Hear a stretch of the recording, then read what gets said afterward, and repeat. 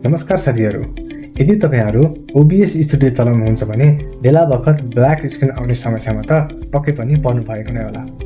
खास गरी यो ग्राफिक्समा हुने सामान्य डाटा कन्फ्लिक्टले गर्दा यस्तो हुने गर्दछ र यसलाई सुल्झाउन पनि उत्तिकै सजिलो छ। र अब ढिलो नगरिकन यो समस्याको समाधान गर्नतिर लागौँ है त।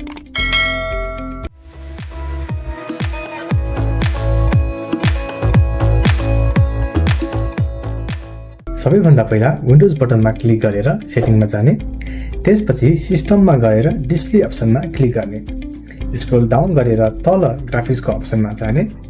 यो ग्राफिक्सको अप्सनमा जाने अर्को तरिका भनेको विन्डोज सर्च बक्समा गएर ग्राफिक्स सेटिङ टाइप गरेर पनि हामी यो अप्सनमा आउन सक्छौँ।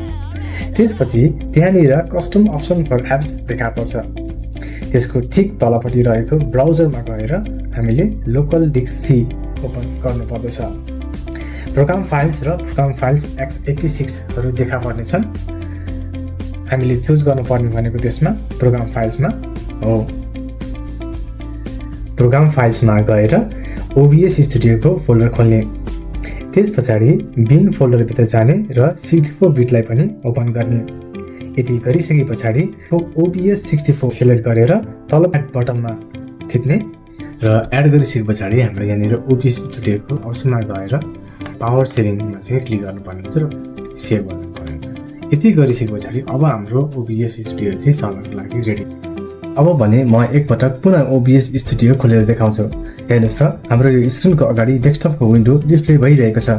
यसको मतलब OBS स्टुडियो स्क्रिन रेकर्ड गर्नको लागि रेडी भइसकेको छ। आशा गर्दछु यो भिडियोले तपाईहरूलाई पक्कै पनि सहयोग गर्नेछ। हजुरहरूमा भएको जिज्ञासा कमेन्ट बक्समा राख्न भने नभुल्नुहोला र मेरो च्यानलमा नयाँ हुनुहुन्छ भने सब्स्क्राइब पनि गरिदिनुहोला है त।